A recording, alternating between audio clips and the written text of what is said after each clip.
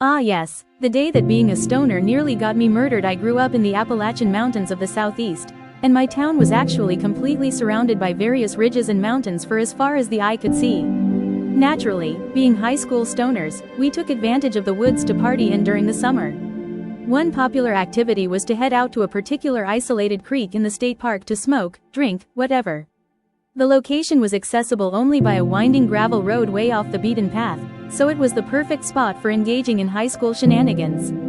It was the best kept secret among the teenagers in the city, and no adults seemed to be aware of this adolescent free-for-all during the summer. My friends and I made the trip out there probably 4 to 5 times a week and would encounter dozens of other kids from our school and other schools. We would spend all day there partying and then bail around sunset.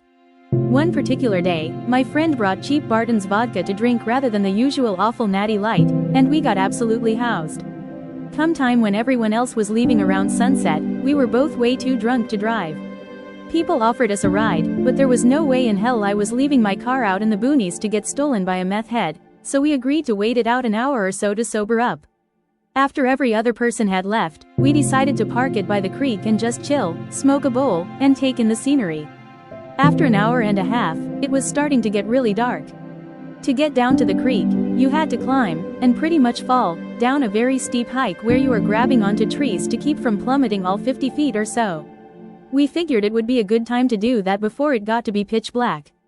Just as we were starting up trail to my car, we saw a shady-ass paint-peeling blue van pull up next to my car. The sliding door opened and about 9 Mexicans came out with rifles, and they threw a rope down the trail in order to get to the creek. It was clear that these guys were heading to a pot field somewhere in the mountains. I may have never been more terrified in my life to realize that my friend and I were weaponless, without cell phone service, and possibly between drug suppliers and their land. We quickly hopped across the stream on wet slippery rocks, but my friend fell into the stream and made a loud splash. I cursed under my breath as he rapidly climbed out and dove behind a huge boulder.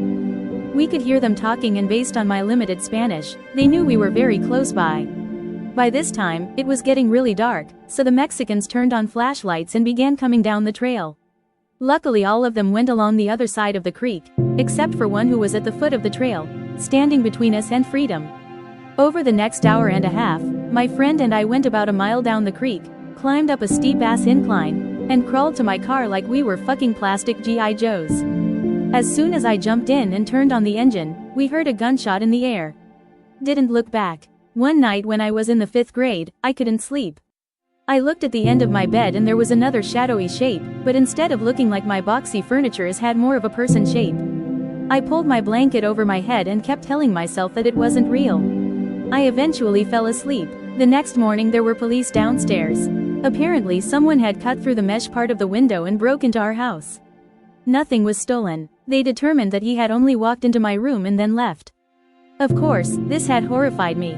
I still to this day carry a knife around with me if I'm completely alone in the house. It didn't really end there, though.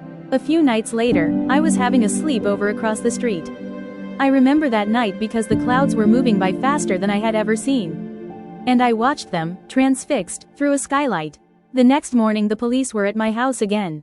Apparently this person kept calling my house threatening to kidnap and kill me. And that particular night he broke in again to do just that. They caught him and it turned out to be my next-door neighbor. A 15-year-old boy with some mental illness. He was hospitalized and my parents had a 5-year restraining order on him,